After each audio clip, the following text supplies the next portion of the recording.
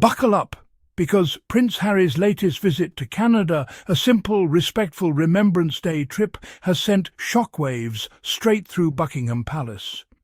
Yes, the same Harry they claim is irrelevant, the same Harry they insist has no impact, is suddenly the centre of royal stress again. And this time, the tension is landing right at the feet of King Charles. Why? Because the moment Harry stepped onto Canadian soil, carefully honouring veterans, carefully rebuilding ties, and yes, carefully moving forward with his life, everything the palace said they wanted suddenly turned into another PR scramble. This is the story of how one trip, one reunion, one reminder of Harry's global influence exposed cracks the palace desperately hoped you wouldn't see. Let's get into it. Prince Harry returned to Canada, a place that has repeatedly been a refuge for him and Meghan. But this time, the air felt different. The cameras felt sharper, and the palace felt rattled. Harry wasn't in Canada for luxury or Hollywood glamour. He was there to honour veterans, something he has done consistently and passionately for years, long before any tabloids twisted his motives. According to reports, this trip was part of a series of remembrance events.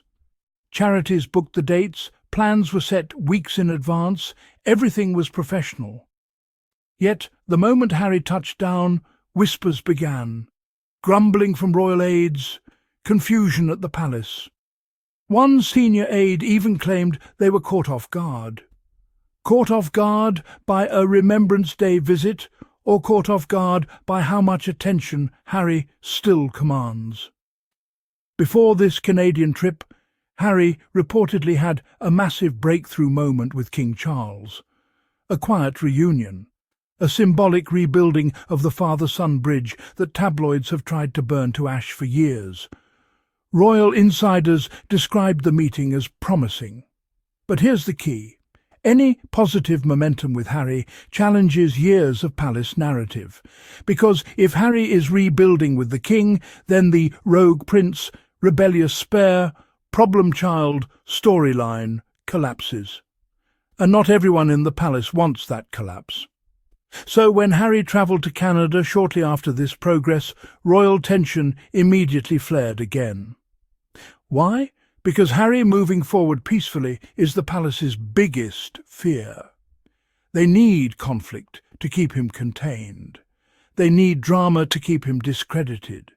They need friction to keep William looking stable. Yet Harry keeps doing the opposite. Soon the palace pushed a narrative through their media partners. They claimed they had no idea Harry was travelling. They claimed they were blindsided. They claimed Harry failed to inform them. But then Harry's team set the record straight. The charities set the schedule. Communications were informed. Nothing was hidden. Nothing overlapped on purpose. So who's telling the truth? Let's look at the timing. Harry was in Toronto on November 5th. William was at the Earthshot Prize in Brazil on November 5th. Two brothers, two continents, two headlines, one very nervous palace.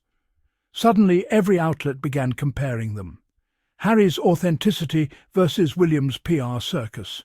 Harry honouring veterans versus William posing with celebrities. Harry's sincerity versus William's environmental green screen optics. These comparisons terrify the palace. So what do when William risks being overshadowed? Blame Harry, claim miscommunication, play victim. But here's the truth. Harry doesn't need to compete. He never did. The palace just can't handle that Harry gets attention without trying. The miscommunication excuse is a smokescreen. What's really happening is much deeper. The palace fears Harry's growing global presence without them. They fear that every country he visits, every veteran he honours, every community he touches reminds the world of who he really is.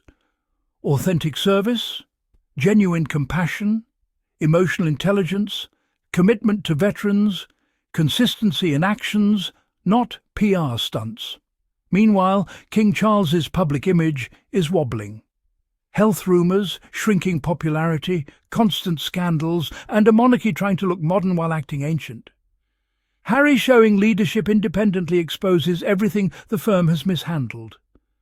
Just days before Canada, Harry and Meghan attended Kris Jenner's massive 70th birthday celebration. They walked in hand. They looked joyful. They mingled with A-list celebrities effortlessly. People loved seeing them because they weren't performing. They were simply living. Photos circulated, then some vanished, causing online frenzy. Then a truth bomb dropped. Meghan and Harry never demanded consent forms. They weren't controlling the narrative. They weren't hiding. People magazine confirmed it. No consent forms, no restrictions. The backlash was media manufactured. Why does this matter? Because the palace constantly compares everything Harry and Meghan do with how William and Kate are perceived. Harry and Meghan, organic celebrity power. William and Kate, staged appearances and PR management. The Sussexes can steal headlines without taxpayer-funded press offices, without staged events, without the firm's machinery, and the palace hates it. Let's be honest. King Charles is in a delicate position. He wants reconciliation with Harry, but he also wants to avoid upsetting William. He wants to look compassionate, but he also wants control. He wants peace, but he also wants hierarchy. Meanwhile, Harry is moving forward. He isn't waiting for permission, he isn't waiting for approval, and he certainly isn't waiting for palace aides to manage him.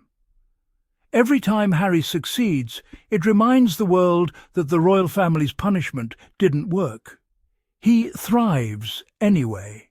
He shines anyway. He grows anyway. And that reality puts enormous pressure on Charles, because it forces people to ask, did the monarchy mishandle Harry? Did the firm force him out? Did Harry and Meghan actually make the healthiest choice?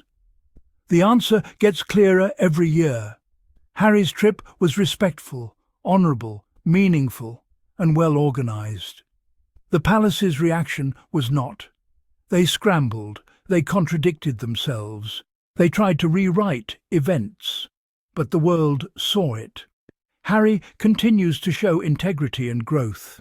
The monarchy continues to show insecurity and dysfunction. And whether they like it or not, the contrast is becoming impossible to ignore. Family, what do you think? Was the palace truly uninformed?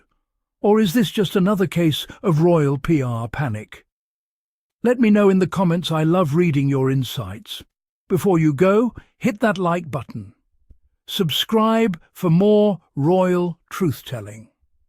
Thank you for watching, thank you for supporting, and as always, stay smart, stay kind, and stay Sussex strong.